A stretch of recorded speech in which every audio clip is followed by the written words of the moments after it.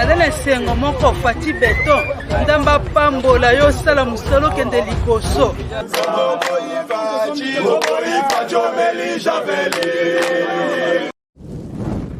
soi-disant bon naza licencié naza docteur en droit naza docteur en économie naza gradué mais bazoyiba bazodetourne soni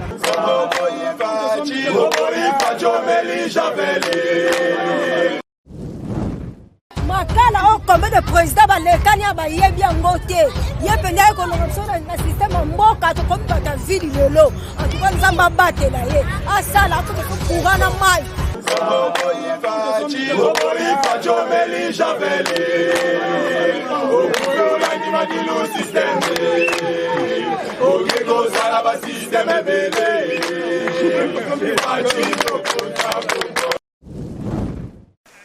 bandeko napesi mbote na bino nyonso bolandaka biso bolandaka tindika télévision kuna na ngambo ya poto na Congo awa pe na Afrique bisika nyonso bozali bandeko na biso ngai ndeko bino papa Mao bolandaka mingi bosepelaka pe na koloba ndenge tolobelaka mboka na ye kosala mise au point na makambo oyo ezolobama mingi na télévision bakongole bazoloba ebele mpona yango na ye mpona préciser yango na éclaircir yango epe kosukisa lobela ya bato mpo mapamba oyo bazoreflexir malamu te ya liboso tokokorrige nano tokosala mpe mise au point ndenge nalobi maloba ya paster Roland oyo azalaki ateyaki na Goma précisément na occasion ya 30 juin alobi mpona oyo etali politique oui aza citoyen congolais akoloba ne makambo politique eza nango malamu eza mabe te mais eza na makambo politique mosusu mpo oloba ngo il faut senga permission ke na omeli na ngai na ndenge alobela ngai ya explication na ngai évangile na ngai il faut na expliquer eloko tel bomoni ndenge nini mais koloba na improvise ko improviser liloba politique bongo oyo eza ya tension ya makasi eza malamu te tozala bandeko tozala ba chrétien tozala ba père spirituel mais na makambo politique tozala na ba réserve ebele ya kolobela yango soki te ekoya kokabola biso epesi ekaboli bato ba vie ekomi partagé mpona nini mpona kati ya église bato nyonso baza bata politiki te bato nyonso baza kaka ngambo moko te yango ifo totala maloba toolobela mpe tokoprécise na maloba wana boye ke théocratie eza malamu mpona bapasteur eza ye philosophie théocratie démocratie mpe eza philosophie mosusu me bokeseni ezali oyo ya théocratie tosala yango na bible totala makambo ya Paul totala makambo ya Matthieu totala makambo ya Luc totala makambo nyonso ya Jean théocratie na démocratie totala nao etali élection mpe na baprincipe nango na barègle nango ya démocratie yango nakoloba ke mpo na bapaster oyo bakotala makambo ya politique en tout cas mpo balongwa na philosophie ya théocratie bakota na philosophie ya démocratie bakende kobakisa masolo babakisa kotanga mpo balobaka bien makambo ya politique na chair omoni baprêtre catholique na tanga bango mpo bapama te mpo bazwaka philosophie na baklasse na bango ya minene batangaka bazwaka philosophie na kati ya philosophie tokomona baidéologie eza ebele tokomona baphilosophie ebele balobela makambo ya politique basinforma na yango bayekole yango bayebi na ndenge baintervenaka mais soki osala na yo kaka théocratie philosophie na te landa kaka lokolo wana kokota pamba te na bande mosusu ekozala mabe mpo na yo nalinga naloba na démocratie égale aussi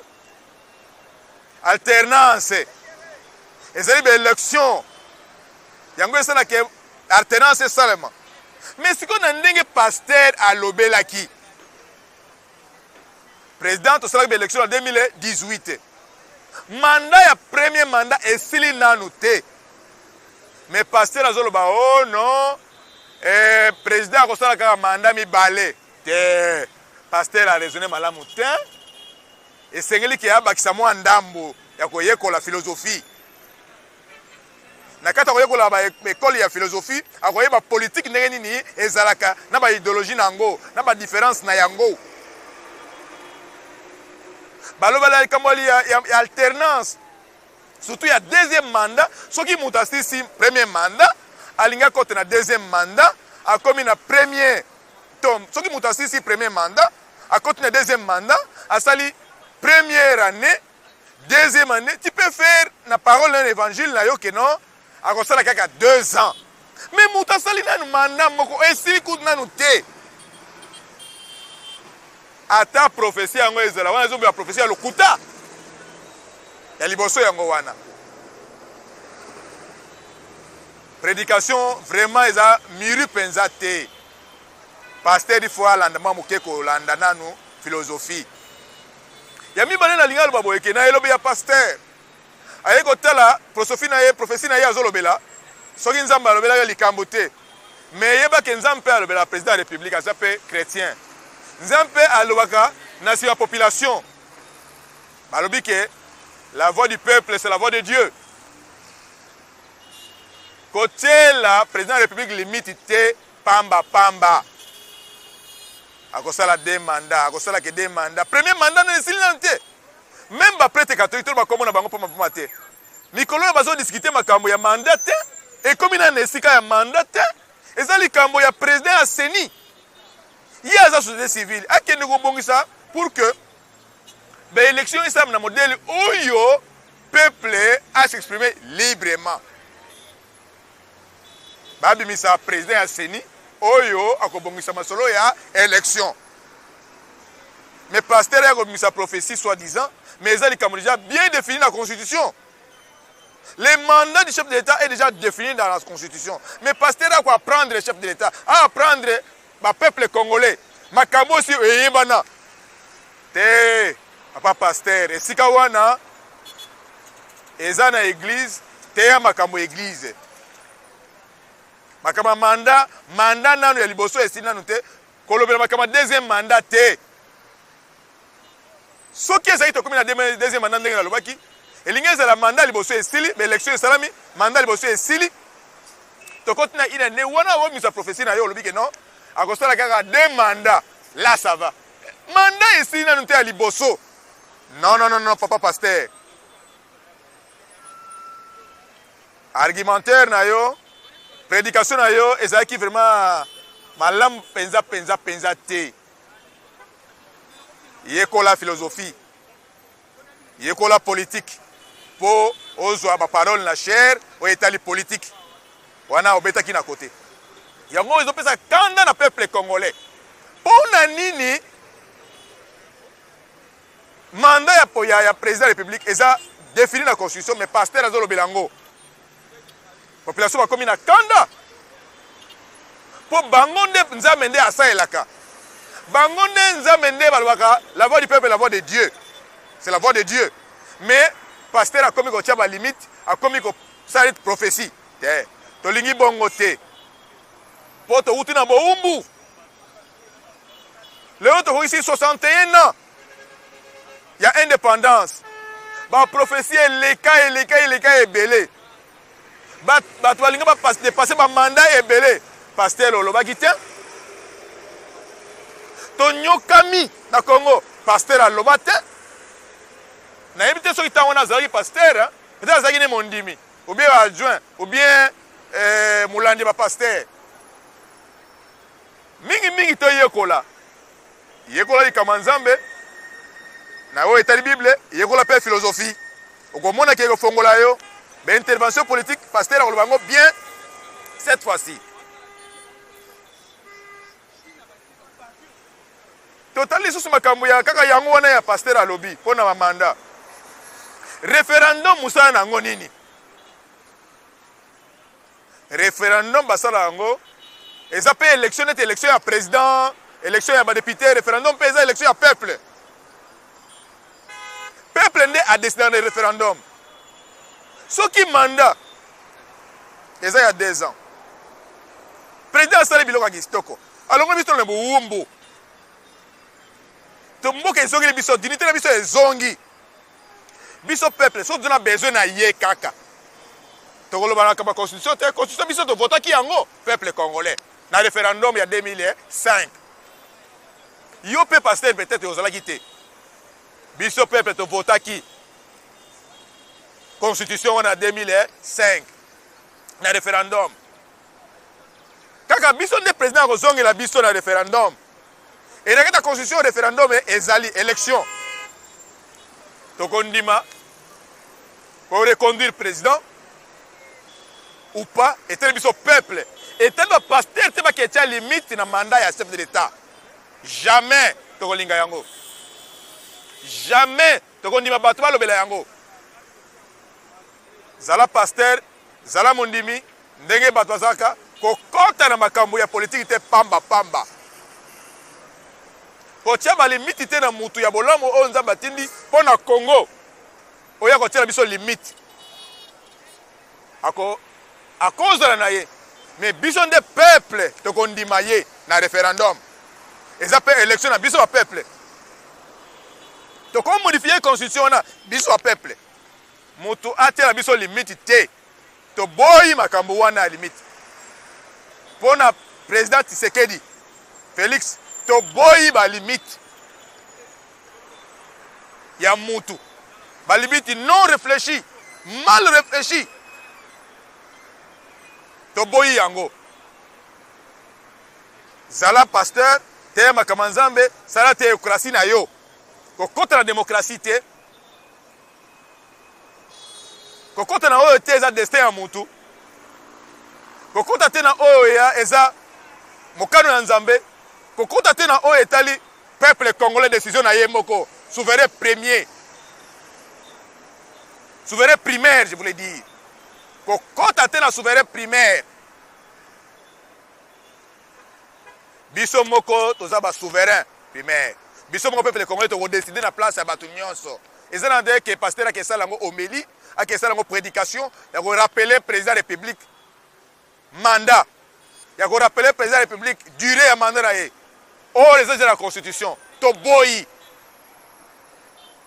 to lobi ke esala masusu bongo te biso moko peuple congolais to yebi to zo tala esala na ye elobeli na ye aza na ngambo ya biso peuple congolais lelo yo tozwi président oyo eza na ngambo na biso oyo azolobela biso oyo azosala nyonso mpo na biso azokende na este mpo na biso kimia ekota alors moto ya kosala limite na place ya peuple congolais yo oza nani te na côté église papa na côté ya politique kokota te sala théocratie na yo na église mais démocratie tikala bapolitique bana mboka bavotaka président bango nde bakodeside na référendum ou pas mandat ya chef de l'état esengelaki na tia mise au point place wana mpo bato bazo exagéré du fait que président apesa couleur na ye ya église ya kichrétien bato bakoma koprofite baloba n'importe quoi chef de l'état aza mokonzi ya mboka na bamboka mosusu président alakisaka couleur na yo ya religion te alakisaka religion na ye te ke ngai naza catholique protestant kimai alobaka te mais na biso tozwi grâce toyeba président ki aza chrétien mais biso bachrétien to exposé président te toloba n'importe quoi te mpo toza bachrétien te sinon biso peuple tokosonga président azala chrétien na motema na ye moko akende soki na baeglise te azala chrétien na ndako na ye mpe na motema na ye mpo aza président ya baprésident ya bacongolais nyonso kimbangis protestant musulman tout ça soki ozwi te akozala mokonzi ya mboka soki ozwi te akozala premier mokonzi ya mboka soki ayokela yo loba makambo oyo ya solo ya population loba makambo oyo ya solo oyo bakonseiller na ye bakolobama te loba makambo oyo population aza nango kokende makambo ya politike te ya mandat te toboyi yango loba oyo population na yo na église na yo bato batiaka mabonza te mpo na nini baza na misala te bato baza kokonda mpo na nini baliaka malamu te bato bazoya makulu mpo na nini mpo na transport eza te loba yango bato bazokende hôpital te bazokufa mpo na nini santé eza malamu te hôpital bacondition mbongo loba yango kokende na makambo ya mandat te loba social ya peuple rappeler président social ya peuple oui mais théocratie sala na église politique tika président asa la politique ya mboka kokono rappeler te eloko ya yebi na tie point wana na page ya liboso tokende oyo ya état de droit. État de droit ezali nini? État de droit ezali philosophie en même temps doctrine. Oyo na mboka na biso oyo ata président moko asalela yango te. Tomona démocratie ya maquillage. Tomona ba droit de l'homme ya maquillage. Mais tu dois comprendre que na démocratie, na état de droit, na plutôt na droit de l'homme. Ce qui est état de droit des athées et constamment nango ya malamu te démocratie. État de droit plutôt nani droit de l'homme et consolate. Pona nini état de droit nanu. Na ba ba yebi o ngana zoloba. Et là si que nazana raison. État de droit ezali source ya nyonso, centre ya nyonso et démocratie et droit de l'homme et un état de droit. Le loyo tozo vivre état de droit. Nanani na président Félix Antoine Tshisekedi. Yende aza papa ya état, le père de l'état de droit. Félix Tshisekedi notre président est le père de l'état de droit au Congo. Na Afrique ba président sonne bazawana ba ko cha état de droit na ba pays na bango te. Mais ye andimi yango. État de droit dans le Congo. Mais dès que on sera au-dessus à tout le monde. Tika azwa longona nae et penzambe azala nae. Pour eza départ décollage en mboka na biso eza na état de droit. Eza na mboka justice. Yango na osenga na conseil na ba bato mibeko na biso ba juge na biso bazonga basala oyo état de droit esengilaka ou esengeli ba respecter état de droit ba faire respecter mibeko et puis ba respecter yango pona o etali état de siège au président de Kritaki et puis si ba bénéfice na yango bato balobaki mingi président okende na Ituri te, ok na Goma te, ok na Nord Kivu te, mais président auti asali poso bibale asololi na bana mboka ayoki oyo ebano komela ete amoni oyo ebana mona te ayebi nyonso bana mboka tozala kimia tokoyoka masolo na koloba bandeko na biso o balobaka munoko Swahili. Koloba munoko moko Swahili na yo nanga eza signification ki ndeko te. Ndeko na yo eza azolinga yo. Ndeko na yo eza muto yo alingi ke ozana bomoi. Ndeko na yo eza muto alingi ke ozala en bonne santé. Ozala heureux. Otambula librement. Osala bilanga na yo, obokola bana na yo, otangisa bango. Mekala to bando kanisa ke soko lobi Swahili nanga na yo, c'est to bandeko. So sola ndeko nanga yi. Ko pesa subo konzi na n'importe qui te. Pona mukamu ya loba mboka. Pona munoko na biso ya mboka ko loba. To votaki ba député, to votaki ba sénateur. To pesa ki bo konzi, mais to kufi ko kufara est. Mais bo konzi na mboka ya bandeko na biso. Ata muto alela ki bino ezate. Même le président Ango va comment quitter même na mboka ya Goma. Même na Nord Kivu va kota quitter. Si motoko zo subo konzi. Toko linga bango lisusu. Te. To pona batu ya parti oyo. To linga batu ya parti oyo. Bazana bolingo ya mboka. Pe bazo kabola pasi biso nyonso na bango. Ya kolela toleli. Ya esengo toza ensemble epé. Epé tosima na moko liboko. Epé tolanda mokonza mboka. Na bolamu nyonso tozosala. Epé na sima ya état de siège. Tokomona kimia ezokota na Nord Kivu pe na Ituri. Toleki. Tokomi na oyo etali économie ya mboka ya solo bana mboka économie ezana mobulu mais faute eza ya bokonzi oyo te économie ya mboka ebeba kala ezaki na maboko ya bapaya bakotosa mibeko te ya économie ya mboka bakotosa mibeko ya mboka te bayaki na cadre ya occupation bazoba mbongo mboka ezalaki ya mufuatina économie ya mufuatina lelo yo banda le 24 janvier mwana mboka Félix azwa pouvoir atali oyo tali mboka na biso amoni oyo amonaki na pouvoir era koti amoni alobi te po topesa bomengo na bana Congo po mboka ezongela biso tobanda na esika tel ya omoni poseli tokende oyo ya politique tolongoli parlement bakwei tolongoli etikali muta suka gouvernement ekwei ya kala muta suka etikali gouverneur ya banque centrale tokosenga na place wana tokosenga mokonzi ya mboka mpona bana Congo balingi gouverneur ya banque centrale alongwa totya gouverneur mususu oyo akolanda vision ya peuple congolais gouverneur ya banque centrale alongwa asire su mikanda te alongwa wana etali économie protokole na social bien batu wana balongwa na gouverneur na comité de gestion balongwa nanu pona oyo etali ba jip bazoloba loba mingi président république alobi yango asali ja a éclaircir batu baloba te pona bilobela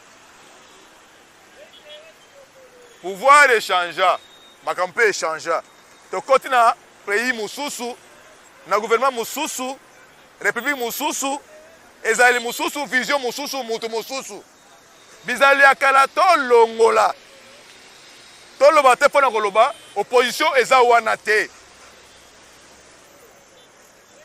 soki bozana eloko mosala ya kosala te bokende kosolite bokota union sacré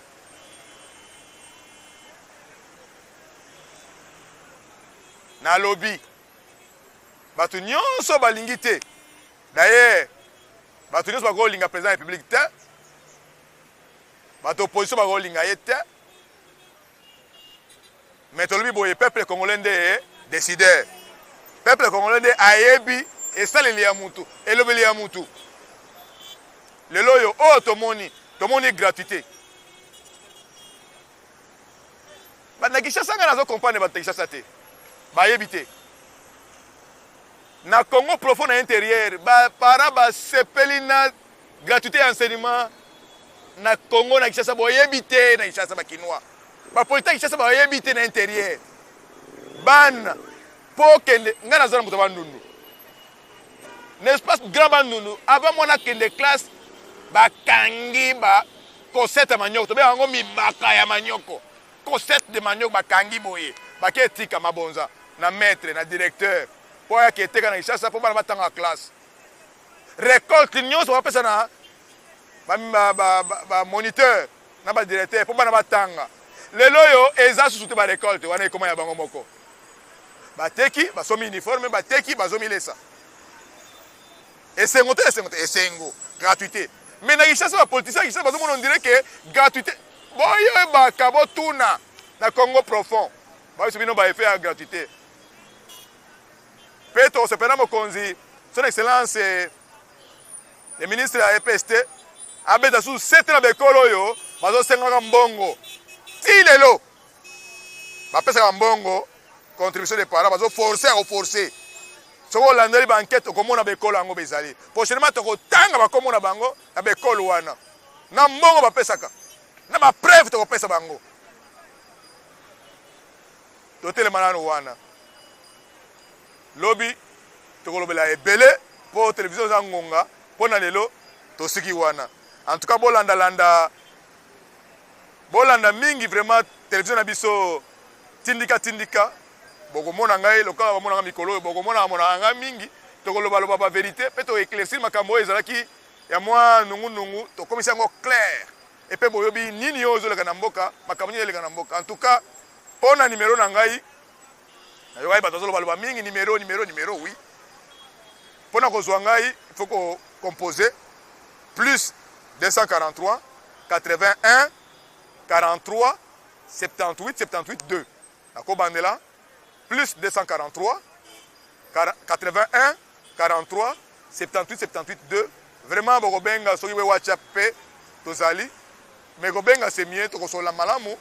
Vraiment nyonso na lobby ke to pesa confiance na mokonzi mboka Félix Antoine Tshisekedi. Mboka na mboka ezalaka na leader na bango, mboka na mboka bazalaka na mwana na bango, papa na bango, mboka na mboka bazalaka na libérateur na bango, mboka na mboka bazalaka na libération na bango. Ya biso temps ekokaki tolongwaki na occupation le 24 janvier 2019. Tozwaki libération totale ya mboka Congo. Congo ezongaki na mboka ba congolais. Ya biso nde président na biso Félix Antoine Tshisekedi. To pesa ye confiance. Nous pesa ye confiance en 2018 na vote de décembre. To bakisa confiance de doubler yango pona yebi ke attendez-les. Alors nous avons confiance wana. Et puis bande déjà na ba gratuité, na bilo musezo ya pe ya santé. To pesa ye confiance peuple congolais. Muta ko sabinote. Ba meti noir, ba meti blanc, baza bata sous confiance. Ils ont participé dans la colonisation. Ils ont participé dans l'occupation de mboka na biso. Ba détruire ensemble la bango. Parce que bandeko na biso, ba kozo ba poste nyonso likambote. Mais sauf ba poste mususu, président de la République, président du Sénat, président de l'Assemblée, gouverneur, na ba place mususu na tangite, ba kozo yango te. Ba ko ba sergent ba adjudant chef te. To ko tiela bango limite. Bandeko na biso, ba métier noir, ba métier blanc. To ko tala bango. Pe ba ko tala biso na miso. Pe ba yebi ke to zona raison ko lobake to kata masolo na place wana to zonga na ordre. En tout cas, merci mingi na ba onyoso balanda biso. Balanda tindika bo s'abonner bo landa ngo mingi. Bo banomona nga mingi siko na banoleka na tindika télévision. En tout cas, bye.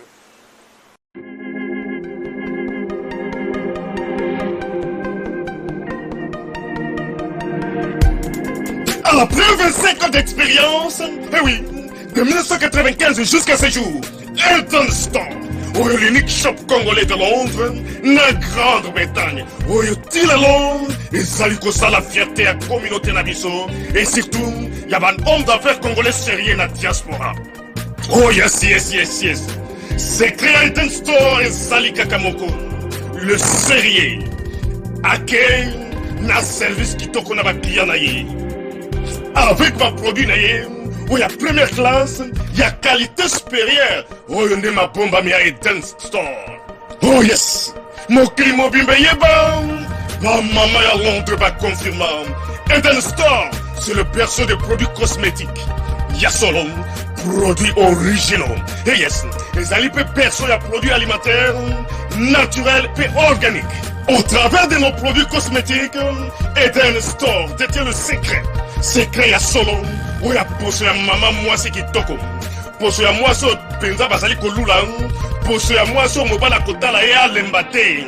Poso soko tamboli masanga sima. Eh oui, yango ne ba produits ezoteka na kati ya Eden Store. Na ba produits alimentaires, où ya Eden Store, yango ne secret ya cuisine ya maman congolaise. Eh oui, nyonso ko se pensa mobali na yo ezali.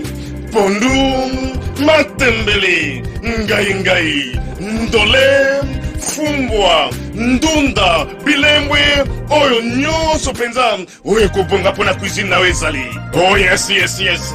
Olingi mobali na yo asepela na yo libela na libela. Olingi mobali na yo atala kayo lokola mwasi azali kolula sika. Oh yes.